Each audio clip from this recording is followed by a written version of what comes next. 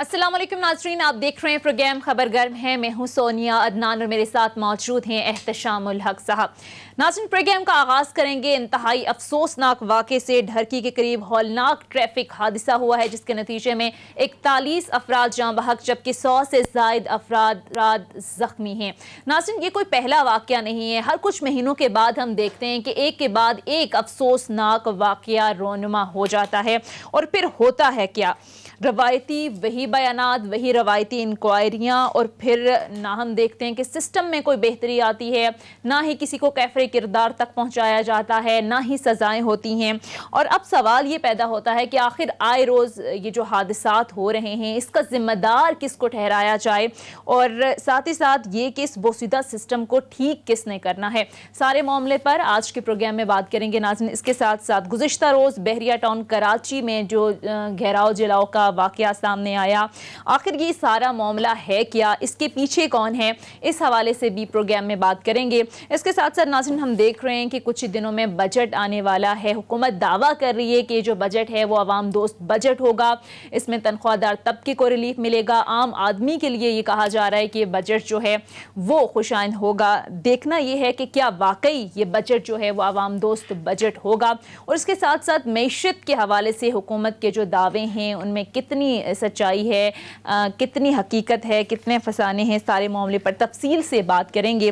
और बात करने के लिए हमारे मौजूद होंगे डॉक्टर आबिद सुलहरी साहब, माहिर मुआशियात हैं। बहुत बहुत शुक्रिया डॉक्टर साहब आपके वक्त का। लेकिन एहतशाम साहब, एक दो वाक़यात हैं, मैं चाह रही हूँ कि जल्दी से इस पर आपका कॉमेंट ले लूँ, फिर हम डॉक्टर साहब के पास जाएंगे।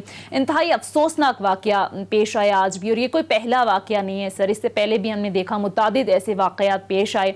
होता ये है कि वाक़यात आते हैं, अपोजिशन हुकूमत पर डाल देती है, हुकूमत कहती है पिछली हुकूमतों का करता धरता है। एहतशाम साहब, क्यों ऐसा नहीं होता कि इतने अलमनाक वाक़े के बाद संजीदगी दिखाई जाए, बैठ के ये तय किया जाए कि आखिर इन हादसात को रोकना कैसे है, सद्देबाब कैसे करना है? देखिए सोनिया, जब अब ये देख रहे हैं कि इतना अफसोसनाक वाक़या हुआ, इतनी कीमती जानें गई हैं, और दूसरी तरफ आप देखने बजाय इसके कि इसका कोई प्रॉपर जवाब आता है, तहकीकात होंगी, क्या होगा, कुछ नहीं होगा, फ़ौरन एक बात जो एक अरसे से होती है कि 15 लाख जो मरने वाला उसको देंगे और जो ज़ख्मी है उसको कम पैसे देंगे। ये कह के आप जान छुड़ाना चाहते हैं, बड़ी अफसोसनाक बात है। पहली दूसरी बात जो सबसे ज़्यादा अहम बात है कि 100 से ज़्यादा जो है ना हादसा हो चुके हैं जो जब शेख रशीद साहब रेलवे के मिनिस्टर थे। और 2017 का एक क्लिप बार बार लोग आज टेलीविज़न पे दिखा रहे हैं। प्राइम मिनिस्टर उस इमरान खान साहब ने कहा था कि एक हादसे के बाद कि अगर इस तरह के हादसा हों और हादसा छोटा हो बड़ा हो तो रेलवे के वज़ीर को इस्तीफ़ा देना चाहिए। हमारे यहाँ तो आप देख लें इस तरह की कोई चीज़ नहीं है। अब ये कहा जा रहा है कि जी बोसीदा निज़ाम है। शेख साहब ने एक बयान दे दिया ML1 जब मुकम्मल हो जाएगा तो उसके बाद पूरा रेलवे ट्रैक जब तक ठीक नहीं होता इस तरह के हादसात होते रहेंगे। तो ये बड़ी अफसोसनाक बात है। मेरा ख्याल है इस पर सीरियस नोटिस लेना चाहिए। और जिस तरीके से कीमती जानें ज़ाया हुई हैं, जिस तरीके से वहाँ पे कुराम मचा है, ये देखा नहीं जा रहा। संजीदगी से सोचना होगा कि आखिर इन वाक़यात का सद्देबाब कैसे करना है। एहतशाम साहब, एक और सूरत हाल जिस पर मैं चाहूँगी कि क्विकली आप कॉमेंट कर लें। बहरिया टाउन में गुज़िश्ता रोज़ जो कुछ हुआ, ये असल में मामला है क्या एहतशाम साहब, और इसके पीछे कौन है? देखिए सोनिया, इसमें बहुत सारे इसमें हम देख रहे हैं कि इस हवाले से नई नई चीज़ें सामने आ रही हैं, लेकिन मुख्तसर तौर पे यही मैं कहूँगा कि ये इतना आसान काम नहीं कि इतना आसानी के साथ हम समझने कि कुछ छोटा सा वाक़या है। अभी आप देख लें, लोग जो इस तरह शुरुआत कर रहे हैं, बिलावल भुट्टो जरदारी का स्टेटमेंट है कि जी पंजाब के लोगों के साथ डिफरेंट सलूक किया जाता है, इंसाफ जो है ना उसके साथ होता है। नवाज शरीफ साहब आते हैं और प्राइम मिनिस्टर प्रेसिडेंट जरदारी के साथ क्या होता है वो बता रहे हैं। दोहरा मयार है, पंजाबी और सिंधी की बात कर रहे हैं, ठीक है ना। सिंध कार्ड खेलने की लोग बात कर रहे हैं। फिर आप देख लें कि जिस तरीके से सिंध की हुकूमत ने चंद दिनों से शोर शुरू किया हुआ है कि जी पानी पंजाब से रोका जा रहा है। फिर कहा गया जी डेवलपमेंट बजट नहीं दिए जा रहे। ये सारी चीज़ें इसके कड़ियाँ मिलाई जा रही हैं जो आमतौर पे लोग बातें कर रहे हैं कि ये इसको आप आइसोलेशन में ना देखें, इसके पीछे बहुत कुछ है। असल बात यह है कि वहाँ पे जिस तरह लोगों के साथ हुआ, जुल्म ज्यादती हुई, गलाव जरा हुआ, लोगों की प्रॉपर्टीज़ को तोड़ा गया, डेफिनेटली इसका एहतसाब भी होना चाहिए और कैफरे किरदार तक उन लोगों का पहुँचना भी चाहिए। इस बात से हट के 2023 को किस तरह देख रहे हैं जरदारी साहब, उन पर किस तरह के इल्ज़ाम लग रहे हैं। उनके मुखालफिन कह रहे हैं कि जी वो जिस तरीके से सिंध कार्ड इस्तेमाल कर रहे हैं, उनको लग रहा है कि वो बिल्कुल उनकी पार्टी ख़त्म हो रही है, सिंध तक महदूद होकर रह रही है। 2023 के बाद भी चाहते हैं सिंध उनके पास रहे। इसके लिए सारी गेम हो रही है कि उनसे बात की जाए। जी ठीक है, मैशत पर आ जाते हैं एहतशाम साहब, और माशियात डॉक्टर आबिद सुलेहरी साहब हमें ज्वाइन कर चुके हैं। आबिद सुलेहरी साहब, बहुत बहुत शुक्रिया आपके वक्त का। आबिद सुलेहरी साहब, मैशत के हवाले से हम देख रहे हैं कि बड़ी मुस्बत खबरें सामने आ रही हैं। GDP की शरह 3.94% बताई जा रही है, और ये कहा जा रहा है कि अगले साल तक हम 5% पर आ जाएंगे, लेकिन अपोजिशन इससे मानने को राज़ी नहीं है, अपोजिशन मान नहीं रही है। क्या हकीकत है, किसके दावे दुरुस्त हैं आबिद सुलेहरी साहब? देखिए, मेरा ख्याल है इसको अपोजिशन या हुकूमत की GDP की बजाय जो इस वक्त एस्टिमेट हुए हैं पहले 9 महीने के, हमें ये देखना चाहिए कि इस वक्त पाकिस्तान में मईशत के जो मैक्रो लेवल पर ट्रेंड्स हैं क्या। तो जब आप पिछले साल से कंपेयर करते हैं तो पिछले साल मई जून में हम कोरोना के लॉकडाउन में बैठे हुए थे। इस साल को अगर आप देखते हैं तो मईशत जो है वो कदरे मुस्तहकम है। पिछले साल आपको जो बेयकीनी सूरत हाल थी वो ज़्यादा थी। लोगों को मई जून 2020 में नहीं पता था कि कोरोना किस सिमत जाएगा। अप्रैल में भी इसी तरह की सिचुएशन थी। तो सितंबर के बाद से और स्पेशली स्मार्ट लॉकडाउन के बाद से चीज़ें जो थी वो हमारे यहाँ बेहतरी की तरफ जाना शुरू हुई। एग्रीकल्चर जो है, एग्रीकल्चर एक टर्निंग पॉइंट साबित हुआ, स्पेशली गंदम की जो फसल है, क्योंकि गंदम में हर साल ऐन कटाई के मौके पे बारिशें और वो एक जो ज़ालाबारी का सिलसिला शुरू होता था वो गंदम की फसल को तबाह कर देता था, इवन कटाई के बाद भी। तो अल्लाह का शुक्र है कि इस दफ़ा वो सिचुएशन नहीं हुई। तो अगर आप देखें तो मईशत के तकरीबन तमाम इशारे जो हैं वो पिछले साल की निस्बत मुस्बत है, खा वो मैन्युफैक्चरिंग है, खा वो एग्रीकल्चर है, खा वो सर्विसेज है।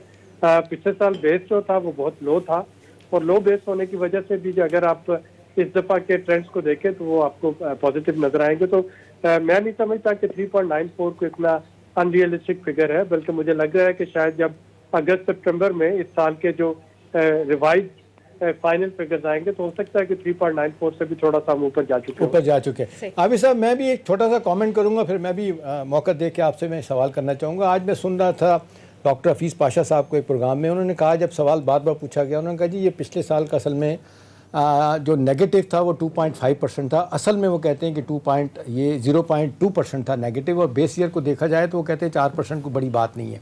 चलें, अच्छी बात यह है कि अपोजिशन 3% तक तो आ गई। सेमिनार PMLN का था, उसमें मान है 3% की बात हो रही है।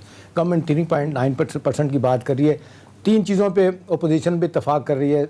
2.5% की बात हो रही है, जिसका भी आप ही जिक्र कर रहे हैं। एग्रीकल्चर की ग्रोथ हुई है, पिछले 3 सालों में मनफी रही है। कुछ लोग इसको 2.25% कह रहे हैं। रेवेन्यू देखा जाए, फिर उसके बाद रेमिटेंसीज देखी जाए, एक्सपोर्ट और मैन्युफैक्चरिंग साइड, तो डेफिनेटली फ़र्क पड़ा है, लोग मान भी रहे हैं। अच्छी बात यह है कि जी एक टर्न अराउंड होने की बात हो रही है। कैसे होगा, एक मुश्किल सवाल भी है।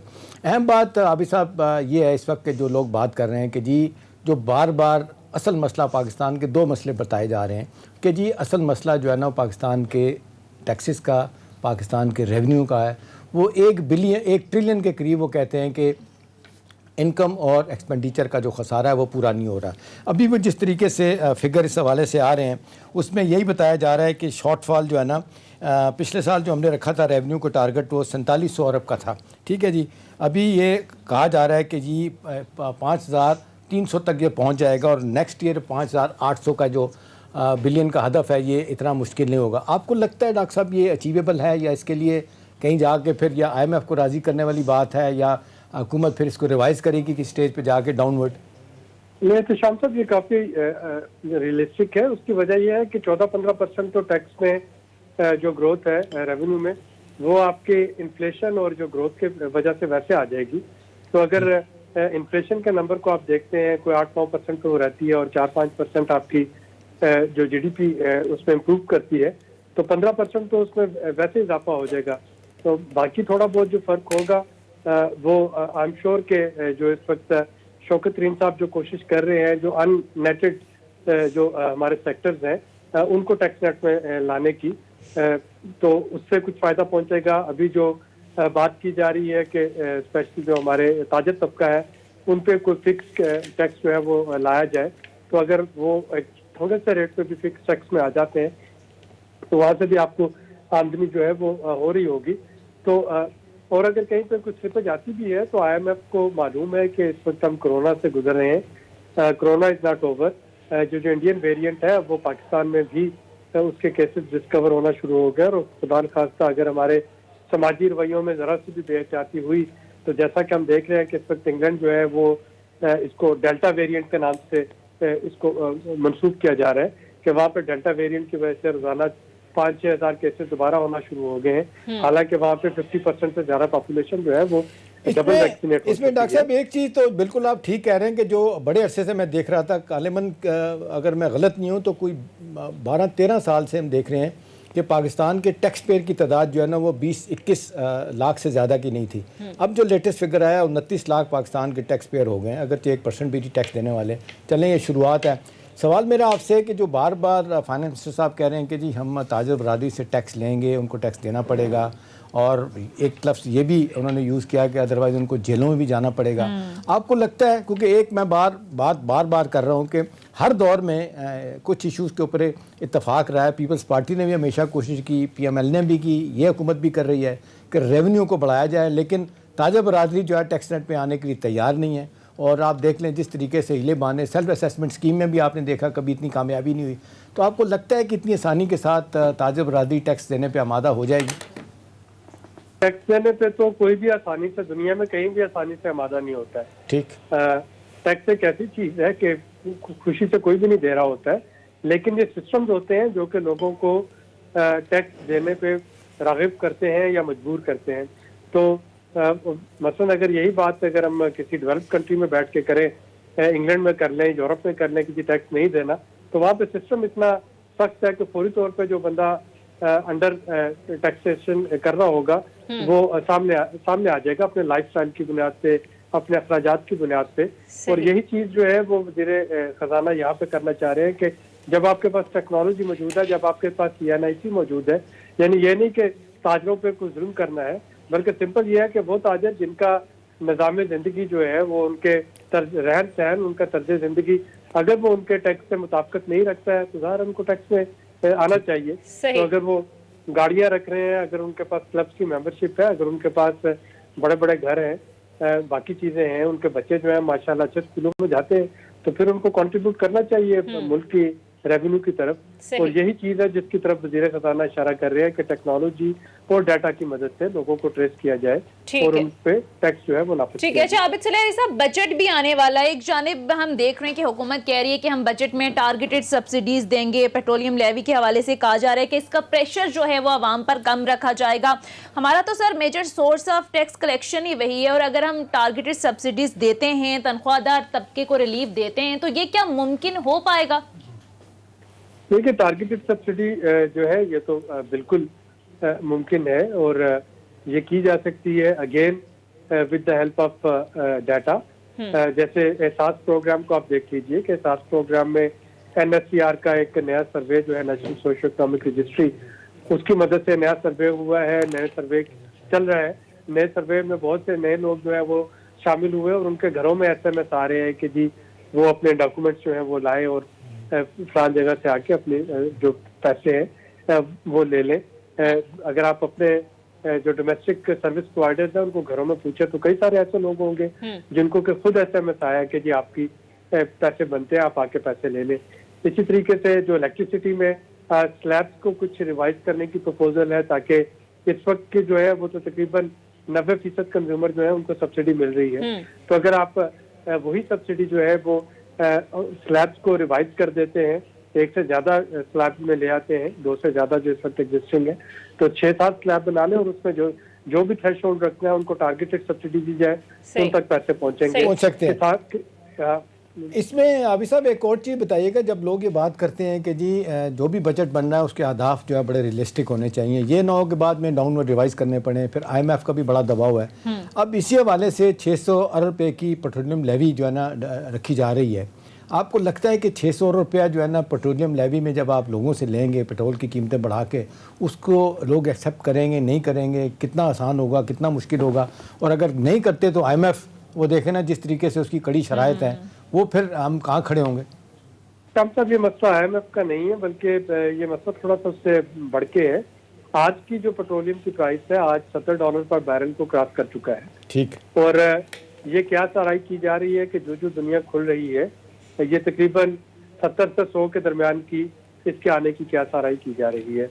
یہی جو پیٹرولیم ہے پرائسز، اگر آپ پچھلے سال دیکھیں تو پچھلے سال یہ اتنا ڈاؤن डिप आ गया था इसमें। एक वक्त आ गया था कि आपको याद होगा कि अमेरिका में जो फ्यूचर ट्रेडिंग थी वो माइनस में चली गई थी इसकी। तो ये $10-20 पर एवरेज से जब ये $70 तक पहुंचा है, तो पाकिस्तान में पेट्रोलियम लेवी को पे कंप्रोमाइज करके इसकी कीमतें पास ऑन ना करके शायद बहुत ज्यादा देर गुजारा नहीं चलेगा। हुकूमत जो है उसने पिछले 3 महीने से कोशिश की कि जितनी तेजी से ये कीमतें बढ़ रही थी, 30 से जब ये 70 तक पहुंची हैं, तो आप देखें कि अप्रैल के महीने में कीमतें नहीं बढ़ाई गई, मई के महीने में कीमतें नहीं बढ़ाई गई, और अभी भी जून के जो पहले 15 दिन है उसमें कीमतें नहीं बढ़ाई गई हैं। लेकिन मुझे लग रहा है कि ये एक ऐसा वो गले का कांटा साबित होगा, गले की हड्डी, जिसको कि इसका कुछ ना कुछ इम्पैक्ट जो है वो पास ऑन करना पड़ेगा। मुझे सोनिया कुछ इस तरह लग रहा है डॉक्टर साहब, मुझे लग रहा है कि जो कड़ी शराइत रखी गई हैं, और बार बार हमारे फाइनेंस मिनिस्टर भी बात कर रहे हैं कि उनसे बात करेंगे कि शराइत को नरम किया जाए, जहाँ पे हमें construction sector, real estate sector को जो छूट दी गई है, वो कहते हैं IMF से मायदा ये हुआ है कि जी साल ख़त्म होगी, वो कहते हैं हम कोशिश करेंगे कंटिन्यू रहे। ये आपके ख्याल में कितना आसान होगा? दूसरा जो सबसे अहम सवाल ये सोनिया, जो आप उठते बैठते रोज़ करती हैं कि जी आवाम का रिलीफ, और प्लस ये फूड इन्फ्लेशन डॉक्टर साहब, जिसके बारे में अब कहा जा रहा है रिसेंटली 25 से 50% बढ़ी हैं। अगर ये कीमतें इसी तरह बढ़ती चली गई तो आपको क्या लगता है कि फिर हुकूमत इनको नीचे लाने में कामयाब नहीं होती? पॉलिटिकल इकोनॉमी के कॉन्टेक्स्ट में फिर 2 साल बाद इलेक्शन भी होने जा रहा है, हुकूमत के गले में ये हड्डी फंसेगी तो क्या होगा? ये एहतशाम साहब है ना, बेसिकली 3 चीज़ों पे हम बात कर रहे हैं। पहली हमने बात कर ली कि जी मईशत जो है वो बेहतर हुई कि नहीं, मैक्रो इकोनॉमिक स्टेबिलिटी जो है वो आ गई। दूसरी बात ये है कि इससे आवाम को क्या फ़ायदा होगा? ये खुद ब खुद फ़ायदा नहीं होगा, यानी ट्रिकल डाउन इफेक्ट जो है वो तो नीचे आते आते पता नहीं कितने साल लग जाते हैं। तो उसके लिए आपको अलग से पॉलिसी जो है वो बनाना पड़ती है। हमने ऑलरेडी बात कर ली, ये एहसास प्रोग्राम की बात कर ली, टारगेटेड सब्सिडीज की बात कर ली। इस दफ़ा हुकूमत जो है वो मेरा ख्याल है कि जो मिनिमम वेजेस है उनको रिवाइज करेगी 3 साल के बाद। जो कम से जो मिनिमम उजरत थी वो बढ़ेगी। इसी तरीके से अगर हम देखते हैं तो सैलरी जो है वो बढ़ाई जा रही है। पेंशन का भी मुझे श्योर नहीं कि पेंशन बढ़ पाएंगी या नहीं, लेकिन सैलरी में एक जो अडहाक रिलीफ है वो ऑफर किया जा रहा है। तो जो आवाम की कुव्वत खरीद बढ़ाने की जो बात की जा रही है वो तो हुकूमत उस पर कोशिश कर रही है। डबल डिजिट में जो डॉक्टर साहब इन्फ्लेशन है, आपको लगता है अगले माली साल में कम होगी? जी, मैं उस पर ये जो डबल डिजिट वाली इन्फ्लेशन है, मतलब ये थोड़ा सा इस पे हमें आवाम को क्लैरिफाई करना पड़ेगा। 2 तरह की इन्फ्लेशन होती है। एक होती है जो CPI, जिसको कंज्यूमर प्राइस इंडेक्स कहते हैं, जो आपकी लॉन्ग टर्म इन्फ्लेशन है, और वो अभी भी 8 से 9% के दरमियान है। जो सेंसिटिव प्राइस इंडेक्स है, जो कि मंथ टू मंथ बेसिस पे जिसको देखा जा रहा होता है, वो डबल डिजिट में आई है। तो ये जो महंगाई को कंटेन करने के लिए आपको तीसरी तरह की पॉलिसी चाहिए। अगेन उसका मईशत के बढ़ना जो है वो एक चीज है, लेकिन अब महंगाई कैसे कंट्रोल हो? कुछ चीजें ऐसी हैं जो कि इम्पोर्ट हो रही हैं, मतलब पेट्रोलियम। मैंने आपको अब आने वाले दिनों में अब देखना ये है कि आवाम कितना रिलीफ दिया जाएगा, क्योंकि ज़ाहिर है बजट भी आने वाला है और सबकी नज़रें जो हैं वो इस बजट पर हैं। बहरहाल इस पर तफसील से आगे भी चलकर बात करेंगे। माहिर मौशियात डॉक्टर आबिद सुलेहरी साहब से गुफ्तगू का सिलसिला जारी रहेगा। एक ब्रेक लेते हैं नाज़रीन, ब्रेक के बाद वापस आते हैं। Stay with us.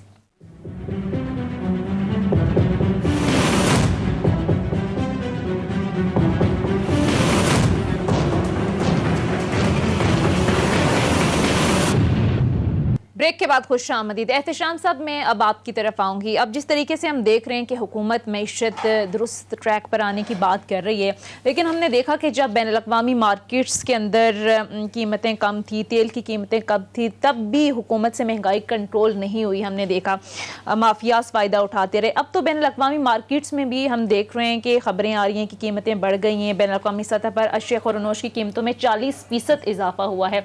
तो इस सूरत हाल को देखते हुए जब आलमी मार्केट में अशिया खुरनोश की कीमतें बढ़ रही हैं, तो महंगाई कंट्रोल करना आसान होगा गवर्नमेंट के लिए आने वाले दिनों में?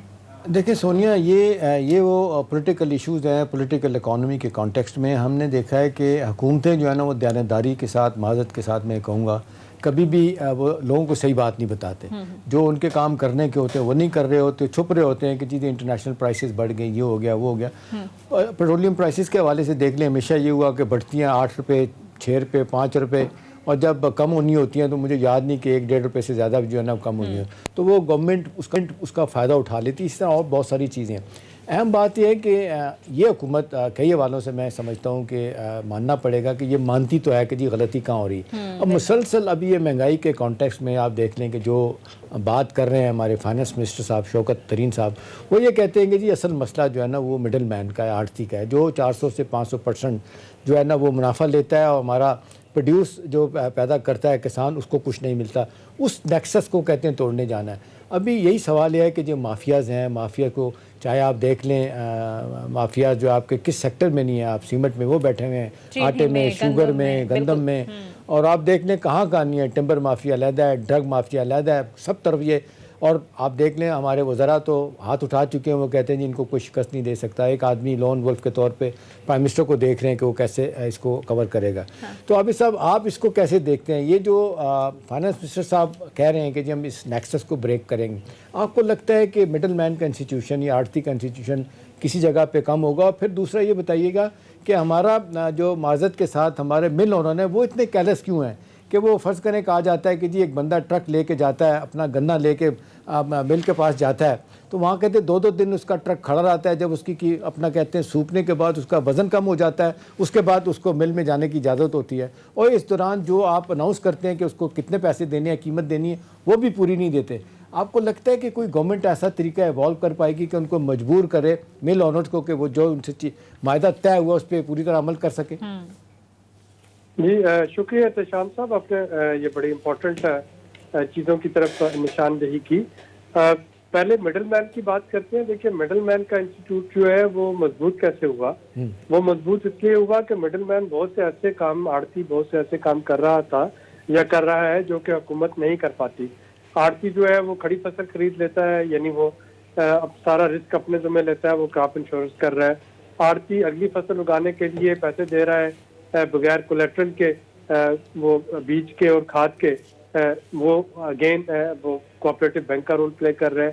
آڑتی جو ہے وہ فصل خرید کے اس کی گریڈنگ کر کے اس کو منڈی تک لے کے جاتا ہے، تو وہ لاجسٹکس جو ہے اس کو دیکھ رہا ہے. تو آڑتی کے یہ جو کام تھے، اب کوشش یہ کی جا رہی ہے کہ آڑتی کے انسٹیٹیوشن کو ایک تو ریگولیٹ کیا جائے، دوسرا حکومت جو ہے وہ اپنی ذمہ داری پوری کرے.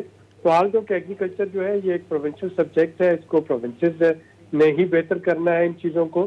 لیکن وفاقی حکومت اس سال کے بجٹ میں آپ دیکھیں گے کہ ایگریکلچر پہ کچھ چیزیں لے کے آ رہی ہے. پرائم منسٹر کا ایک پلان ہے جس کا نام ہے ایگریکلچر ٹرانسفارمیشن پلان. اور اس ایگری ٹرانسفارمیشن پلان میں 2-3 چیزیں جو بہتر لگی ہیں مجھے.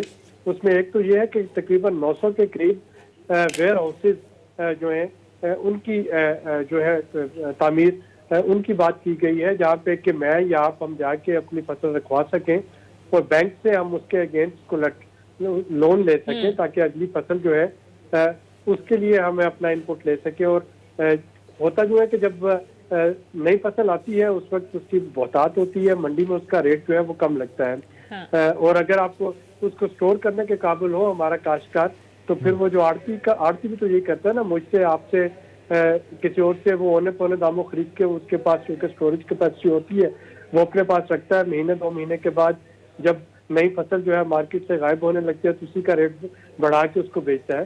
تو ایک تو جو کاشتکار کی اسٹوریج کیپیسٹی ہے اس کو بہتر بنانے کی بات کی جا رہی ہے. دوسرا زرعی ترقیاتی بینک جو ہے اس کی ریوائول اور اس کو ریسٹرکچرنگ کی بات ہو رہی ہے کہ جو ایگریکلچر کریڈٹ ہے وہ مل سکے. اگین وہ جو آڑتی رول پلے کرتا تھا کہ وہ قرضہ دے رہا ہے، وہی قرضہ جو ہے اب وہ بینک دے اور بہتر انداز سے وہ دے سکے. تیسرا جو اس میں امپورٹنٹ چیز ہے وہ جو ہمارے سیڈز تھے وہ اب ہمارے بیج جو ہیں وہ کلائمیٹ چینج جو بدلتے ہوئے موسم ہے اب ان کا مقابلہ نہیں کر پا رہے. تو حکومت اس وقت نئے جینوم یعنی وہ مٹیریل جن سے کہ نئے سیڈ پیدا کیے جاتے ہیں بریڈنگ کر کے ان کو امپورٹ کرنا چاہ رہی ہے تاکہ اس میں ڈاکٹر صاحب ایک چیز جو میں دیکھ رہا ہوں کہ بہت عرصے بعد جو مجھے اچھی لگی ہے پہلی دفعہ ہوئی ہے بہت عرصے بعد، کئی برسوں کے بعد، کہ شاید یہ سول سوسائٹی کا دباؤ ہے، حکومت کا دباؤ ہے، اداروں کا دباؤ ہے کہ پہلی مرتبہ کسان کو جو کہا جاتا ہے کہ جی 4-4 6-6 مہینے کے بعد پیمنٹ کی جاتی ہے، اس دفعہ اس کی پروڈیوس کی قیمت فوراً اس کو دی گئی. ایک یہ اچھی بات ہوئی. دوسرا یہ بتائیں ڈاکٹر صاحب کہ یہ جو حکومت نے پلان کیا ہے کہ یہ جو ایگریکلچر کا اس وقت حصہ ہے 10,000 ارب کا، اس کو ہم ڈبل کر دیں گے، 20,000 ارب کر دیں گے، آپ کو لگتا ہے اتنا پوٹینشیل ہے، یہ کیا جا سکتا ہے؟ پوٹینشیل تو بالکل موجود ہے. دیکھیے اس وقت ہمارا مین امپورٹ بل جو ہے پیٹرول کے بعد وہ کیا ہے، اس میں آپ کے کھانے پینے والی چیزیں آ جاتی ہیں. ایڈیبل آئل، یعنی اگر ہمیں پام آئل، سویا بین آئل، ابھی پچھلے دنوں آپ نے دیکھا کہ چکن کی قیمتوں کو پر لگ گئے تھے، تو اس کی وجہ یہ تھی کہ سویا بین ہم نہیں اگاتے ہیں. سویا بین کی قیمتیں انٹرنیشنل مارکیٹ میں جب 70% بڑھ گئیں تو وہی سویا بین ہے جو کہ پولٹری فیڈ کے لیے استعمال ہوتا ہے. تو جب فیڈ مہنگا ہوگا تو چکن کی قیمت لامحال مہنگی ہوگی. تو ایگریکلچر میں پوٹینشیل ہے کہ آپ اپنے ایڈیبل آئل جو ہے ان کو، آلو کو، پام آئل کو، سویا بین کو یہاں پہ گرو کریں، اور وہ جو پیسے ہم نے ان کی امپورٹ پہ ڈالر جو خرچ کرنے ہیں وہ کسی اور جگہ پہ لگ سکیں. ایگریکلچر میں یہ پوٹینشیل ہے کہ دال چنا جو ہے وہ ہم آسٹریلیا سے منگواتے ہیں، چنے اور دال چنا، تو اس کو ہم یہاں پہ گرو کر سکیں تاکہ اگین وہ جو ہمیں زر مبادلہ اس پہ لگانا پڑتا ہے اس کو بچایا جا سکے. ایگریکلچر میں یہ پوٹینشیل ہے کہ ہم فلوریکلچر کر سکیں، پھول اگائیں. ہالینڈ جو ہے وہ پھول اگا کے پوری دنیا میں سپلائی کر رہا ہے. پاکستان میں انڈیا ایون دیکھیں جی، بنگلور پورا شہر ان کا، وہ کہتے ہیں ہالینڈ کے بعد انڈیا کا نمبر آ گیا، اتنا پھول ایکسپورٹ ہوتا ہے. بالکل وہی ورائٹیز وہاں پہ لگا کے وہ ایکسپورٹ کرتے ہیں. تو پاکستان میں یہ پوٹینشیل موجود ہے. پاکستان میں دیکھیں نا، اگر ہم ایگریکلچر کے حوالے سے دیکھتے ہیں تو آم کو لے لیں، کینو کو لے لیں، کھجور کو لے لیں، امرود کو لے لیں، یہ آپ کی وہ چیزیں ہیں جو کہ جن میں ہماری نیش ہے لیکن ہم اس کی فوڈ پروسیسنگ نہیں کر سکتے. دیکھیے ہمارے پاس سیریل جو ہے بچوں کے، وہ سوائے 1-2 برانڈز کے جو کہ پاکستان میں بنتے ہیں، باقی سارے ویلیو ایڈیشن تو سیریل باہر سے منگواتے ہیں اور وہ بہت مہنگے داموں آ رہے ہیں. چیز جو ہے وہ باہر سے آتا ہے. ہم تیسرے نمبر پہ، ہم کہتے ہیں تیسرے چوتھے نمبر پہ دودھ پیدا کرنے والا ملک ہے، اور چیز جو ہے وہ ہم باہر سے منگوا رہے ہوتے ہیں. تو یہ ایون جوسز کو آپ دیکھ لیجئے کہ کتنے جوسز ہیں جو یہاں پہ اور کتنے جوسز باہر سے منگوانا پڑتے ہیں. تو پاکستان کے ایگریکلچر میں پوٹینشیل تو موجود ہے. صرف یہ ہے کہ اب ہمیں ویلیو ایڈیشن کی طرف جانا ہے کہ اس ویلیو ایڈیشن کو اڈاپٹ کرتے ہوئے ایک تو ہم امپورٹ سبسٹیٹیوشن کریں، دوسرا ایکسپورٹ کرنے کے قابل ہو سکیں. صحیح، ویلیو ایڈیشن کی طرف آپ کہہ رہے ہیں ہمیں جانا ہوگا. پہلے ہی ناظرین کہا جا رہا ہے مختصر بریک لیتے ہیں، گفتگو کا سلسلہ جاری رہے گا. Stay with us.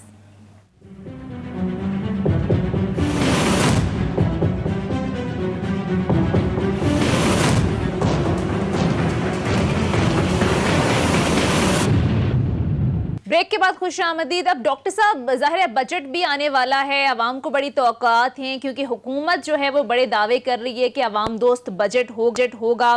900 Arab P S D P رکھنے جا رہی ہے گورنمنٹ. ڈاکٹر صاحب یہ بتائیے کہ کتنا اچیویبل ہوگا اور آپ کو لگتا ہے کہ واقعی عوام کو ریلیف ملے گا؟ جی دیکھیے، میرا خیال ہے کہ یہ بجٹ جو ہے یہ قدر متوازن بجٹ ہوگا. اس کی 2 وجوہات ہیں. پہلی وجہ تو یہ ہے کہ اس وقت کووڈ کے تناظر میں کوئی بھی حکومت جو ہے وہ یہ افورڈ نہیں کر سکتی کہ عوام پہ ٹیکسز کا بوجھ لاد دے، بلکہ حکومتیں جو ہیں اور انکلوڈنگ حکومت پاکستان اپنے جو بھی اس کا ایک فائنینشیل کوشن ہے اس میں رہتے ہوئے کوشش کر رہی ہوگی کہ وہ ریلیف جو ہے وہ پرووائڈ کرے. دوسری اس کی وجہ یہ ہے کہ اس وقت کیونکہ آپ کی میکرو اکنامک اسٹیبلٹی آنے کے بعد تھوڑا سا کوشن جو ہے وہ حکومت کے پاس آ گیا. اگر آپ کے زر مبادلہ کے ذخائر میں اضافہ ہوتا ہے، اگر آپ کا جو کرنٹ اکاؤنٹ ڈیفیسٹ، یعنی کہ ہم نے کتنے ڈالر ادا کرنے ہیں، کتنے ڈالر پاکستان میں ٹوٹل آنے ہیں، اگر اس کی جو ہے وہاں پہ ایک توازن آتا ہے اور ایک پازیٹیوٹی آتی ہے، تو حکومت جو ہے، اس کا مطلب ہے کہ ایک کوشن آ گیا حکومت کے پاس ویکسین امپورٹ کرنے کے لیے. تقریباً $1.5 بلین کے قریب اسد عمر صاحب نے انڈیا دیا ہے کہ وہ ویکسین پاکستان امپورٹ کر رہا ہوگا تاکہ پاکستان میں ایک میس ویکسینیشن جو ہے وہ لگائی جا سکے. اسی طریقے سے بجٹ میں جو انڈسٹری ٹیکسٹائل سیکٹر ہے اس کو دوبارہ سے ایک بڑھوتری دینے کی کوشش کی جا رہی ہوگی. میرے خیال میں جو کنسٹرکشن سیکٹر ہے وہ بہت امپورٹنٹ ہے. کنسٹرکشن سیکٹر کو آلریڈی جو تھی ایمنیسٹی اسکیم اور کچھ مراد جو تھی وہ دی گئی تھی جو کہ 30 جون کو ختم ہونی ہے. شاید کوشش کی جا رہی ہو کہ اس کو آگے بڑھایا جائے. لیکن ڈاکٹر صاحب ایک چیز بتائیں کہ بجٹ میں ریلیف کی جب بات آتی ہے، عام آدمی کو کیسے خوش کیا جائے. اب 2 سال رہ گئے ہیں. عام طور پر ہم دیکھتے ہیں کہ آخری سال میں ہر حکومت جو ہے کوشش کرتی ہے، اور ہم نے پچھلے دو بجٹ میں تو یہ دو حکومتوں میں تو خاص طور پہ دیکھا کہ جس طریقے سے اسحاق ڈار صاحب کرتے تھے اور مفتاح اسماعیل صاحب کہ آخری سال جب ہوگا, جو ان کا بھی آخری سال ہوگا IMF کے پروگرام سے نکل گئے ہوں گے, اس وقت کہتے ہیں کہ بڑا ایک شاندار ایک سنہری موقع ہوتا ہے کہ کوئی قدر نہیں ہوتی, شرائط نہیں ہوتی, اس وقت حکومت جو ہے اندھا دھند کر رہی ہوتی ہے, ریلیف دے رہی ہوتی ہے, اگرچہ آگے جا کے اس کے بڑے سیریس کانسیکوینسز ہوتے ہیں. آپ کو لگتا ہے یہ حکومت بھی اس طرف جائے گی؟ میرا خیال ہے کہ جانا نہیں چاہیے, لیکن مجبوراً جانا پڑے گا, کیونکہ کوئی بھی سیاسی حکومت جو ہے جس کو کہ اپنے ووٹرز کے پاس جانا ہے. اب ہمارے اگر آپ پچھلی 3 حکومتوں کو دیکھ لیں تو پیپلز پارٹی تو چونکہ وہ 2010 کے فلڈ کی وجہ سے اس کو IMF کا پروگرام ادھورا چھوڑنا پڑا, اس کے بعد وہ IMF میں نہیں جا سکی, فلڈ کی اتنی تباہ کاری تھی. لیکن پچھلی حکومت بھی اور موجودہ حکومت بھی, حکومتوں کے اگر پہلے 3-3.5 سال جو ہیں اور اس حکومت کے تو پہلے 4 سال جو ہیں وہ IMF پروگرام میں گزر جائیں گے, تو جب آپ کے پہلے 4 سال IMF پروگرام میں گزر جاتے ہیں, مختلف اس میں قدغن ہوتی ہیں, شرائط ہوتی ہیں, تو جو 5واں سال یا آخری سال جو ایک الیکشن ایئر بھی ہوتا ہے اس میں IMF کا دباؤ بھی نہیں ہوتا, تو وہاں پہ حکومتوں کی کوشش ہوتی ہے کہ ظاہر اپنی کانسٹیچوئنسیز کو اور عوام کو کچھ فائدہ پہنچائیں گے تو تبھی وہ اگلے الیکشن کا سامنا کر سکتے ہیں. دوسرا ڈاکٹر صاحب یہ بتائیے گا کہ جس طریقے سے آپ بتا رہے ہیں ڈیفینیٹلی حکومت کو شاید اس طرف جانا پڑے گا, کوئی نہ کوئی کوشن نکالنا پڑے گا, لیکن عام طور پہ یہ کہا جاتا ہے کہ بجٹ کا ڈاکٹر صاحب بڑا چنک جو ہے نا وہ ڈیٹ سروسنگ میں چلا جاتا ہے, جو ہم نے قرضے دینے ہوتے ہیں. ابھی اس کانٹیکس میں دیکھیں تو چاروں صوبائی حکومت اور مرکزی حکومت کے جو ملازمین ہیں ان کو تنخواہوں میں جو اضافہ کہتے ہیں 500 ارب سے زیادہ کا ٹیکہ ایک لگے گا. تو آپ کو لگتا ہے کہ ایک طرف ڈیولپمنٹ بجٹ 900 ارب کا 500 ارب یہ کرنا, اور پھر ان حالات میں کہ ہم نے قرضے بھی پے کرنے ہیں تو اتنا پیسہ ہمارے پاس بچ جائے گا کہ ہم لوگوں کی فلاح پہ خرچ کر پائیں گے؟ یہ پچھلے کئی دہائیوں سے ہم اپنے جو اخراجات ہیں وہ قرضے لے کے ہی پورے کرتے ہیں. جیسا کہ پرائم منسٹر کہتے ہیں کہ پچھلے قرضے چکانے کے لیے بھی قرضے لینا پڑتے ہیں. تو اگین یہی فارمولہ جو ہے یہ اس بجٹ میں بھی جو ڈیفیسٹ ہے وہ تو ظاہر آپ کو قرضے لے کے پورا کرنا ہوگا, یا آپ کو جو انٹرنل بینک بورنگ ہے اس سے پورا کرنا پڑے گا. اور یہی وجہ ہے کہ جو چند ایسے جو اخراجات ہیں جو کہ فوری طور پہ ان کو اصلاح کرنے کی ضرورت ہے, جس میں ایک جو ہمارے لاس میکنگ پبلک سیکٹر انٹرپرائزز ہے جس پہ پچھلی کئی حکومتیں اپنے طور پہ کوشش کر چکی ہیں. پیپلز پارٹی حکومت نے بھی کوشش کی کہ وہ جو نقصان میں جانے والے جو سرکاری ادارے ہیں ان کو بند کر سکے, وہ نہیں کر پائی. اور اس میں PMLN نے بھی یہ کوشش کی, وہ نہیں کر پائی. اور اس میں ایک بنیادی وجہ یہ بھی ہوتی ہے کہ ان کی جو رسپیکٹو اپوزیشن ہوتی ہیں وہ نہیں کرنے دیتی.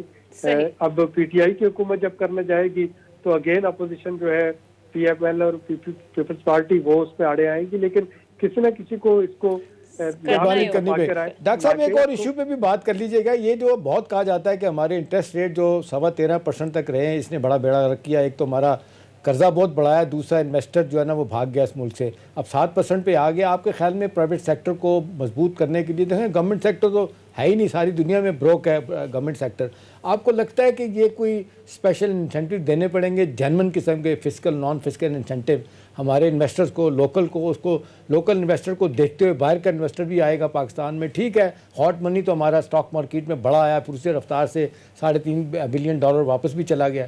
کوئی کنکریٹ لانگ ٹرم بنیادوں میں آپ کو لگتا ہے کہ حکومت کامیاب ہو جائے گی انویسٹر کا کانفیڈنس بحال کرنے میں, تاکہ لوکل انویسٹر بھی آئے جو باہر چلا گیا تھا, اور باہر سے جو لوگ انویسٹر ہیں وہ بھی پاکستان میں آئے؟ دیکھیے تشام بھائی, اس کے لیے ایز آف ڈوئنگ بزنس جو ہے کہ کاروبار کرنا, بزنس کرنا کتنا آسان ہے, اس پہ مسلسل فوکس کرنا پڑے گا. حکومت کر بھی رہی ہے, کچھ امپروومنٹ ہم نے دیکھی بھی پچھلے دنوں جو انڈیکیٹر تھے ایز آف ڈوئنگ بزنس کے, لیکن اس کو ایک تو مسلسل اس پہ بہتری لانا ہوگی. دوسرا اس میں جو گورننس کے ایشوز ہیں وہ بہت امپورٹنٹ ہے. جو لٹیگیشن میں اگر کوئی چلا جاتا ہے تو لٹیگیشن عدالتیں کتنی جلدی وہاں پہ کیسز کا فیصلہ کر سکتی ہیں. اگر آپ کو کاروبار شروع کرنا ہے تو جو ادارے ہیں وہ NOCs آپ کو یا باقی جو ان کی فارمیلٹیز ہیں وہ کتنی جلدی پورا کر دیتی ہیں.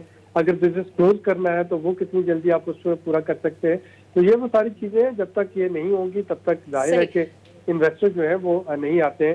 ایک اور جو پرابلم پڑتی ہے انویسٹر کو وہ کاپی رائٹ ایکٹ کی رسپیکٹ ہے. یہ باقی چیزیں ہو بھی جائیں, ابھی گرمیوں کا موسم شروع ہو گیا, آپ دیکھیے گا کہ بڑے بڑے ہر شہر کے بازاروں میں وہ باقاعدہ لکھ کر لگایا ہوتا ہے کہ فلاں برانڈ کی جو لان ہے اس کی 1 نمبر کاپی یہاں پہ میسر ہے, تو وہ اب ریسرچ اینڈ ڈیولپمنٹ کیوں کرے گا وہ ٹیکسٹائل والا، اگر اس کا جو پرنٹ ہے دوسرے دن اس کی کاپی بن کے وہ ان اشتہاروں کے ساتھ لکھی ہوگی کہ یہاں پہ پائریٹڈ اسٹف ملتا ہے، تو وہ انویسٹر وہاں پہ نہیں آئے گا. ریسرچ اینڈ ڈیولپمنٹ کو رسپیکٹ دینا ہوگی. تو یہ چیزیں ہیں جو کہ آپ کو کچھ اسٹرکچر چیزیں بھی ساتھ میں کرنی ہے انسینٹیو کے ساتھ. ٹھیک ہے. اچھا ڈاکٹر صاحب، پچھلے 3 سالوں میں ہم نے دیکھا کہ غربت اور بے روزگاری میں اضافہ دیکھنے میں سامنے آیا ہے. اب حکومت کا جو دعویٰ ہے کہ جی ڈی پی میں ریوائیول آیا ہے، 3.94 تک آ گئی ہے، مینوفیکچرنگ میں کہا جا رہا ہے کہ نمبر بہتر ہو رہے ہیں، تو آپ کو لگتا ہے کہ ان تمام دعووں کو دیکھتے ہوئے اب جاب اپرچونیٹیز ملیں گی، اب اس صورتحال میں بھی کہیں بہتری آئے گی آنے والے دنوں میں؟ دیکھیے یہ آٹومیٹکلی نہیں آتی ہے. اگر آپ ورلڈ بینک کی رپورٹ دیکھیں جو اپریل میں آئی ہے تو انہوں نے کہا ہے کہ جی 2 ملین کے قریب مزید لوگ جو تھے وہ خط غربت سے نیچے آ گئے کووڈ کی وجہ سے.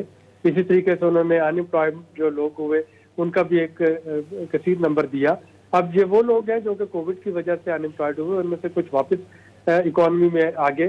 تو اگر ہم بجٹ پرائرٹیز کو دیکھیں تو 2 چیزوں پہ مجھے پرائرٹی نظر آ رہی ہے حکومت کی، ایک کنسٹرکشن سیکٹر، دوسرا ایگریکلچر سیکٹر. اور یہ وہ 2 سیکٹر ہیں یہاں پہ کہ آپ کی انفارمل لیبر جو ہے اس کی کھپت ہوتی ہے. جو فارمل لیبر ہے وہ تو شاید کسی نہ کسی جگہ پہ ایڈجسٹ ہو جاتے ہیں، لیکن جو آپ کا دہاڑی دار طبقہ ہے، جو آپ کا انفارمل سیکٹر میں.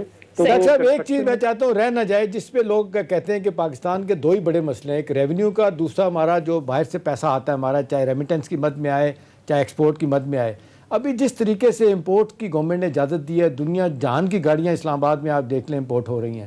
اسی طرح سے آپ دیکھ لیں لگژری آئٹم باہر سے آ رہے ہیں، ان نیسیسری جن کی ضرورت بھی نہیں ہے، کھانے پینے کی چیزیں.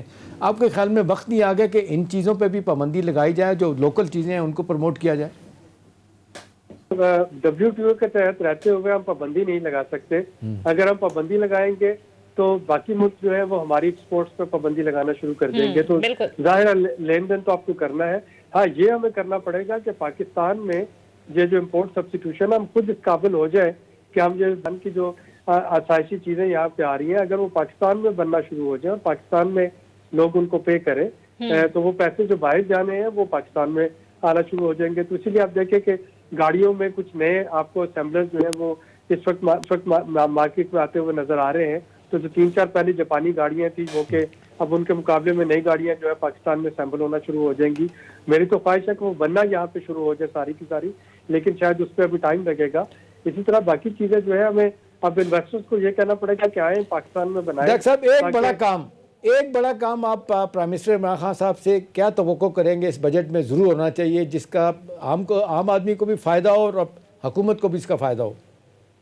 دیکھیے وہ جو ہے وہ اسمال اینڈ میڈیم انٹرپرینیورشپ جو ہے، جو آپ کا ایسا کاروباری طبقہ جو کہ کسی جگہ پہ فارمل رجسٹرڈ نہیں ہے، ان لوگوں کے لیے کریڈٹ کی فراہمی، ان لوگوں کے لیے روزگار کو بہتر بنانا یہ بہت ضروری ہے. پچھلے سال بھی جب اسٹیٹ بینک کے اور جو باقی جو انسینٹیو دیے گئے وہ شاید اس طبقے تک نہیں پہنچ سکے.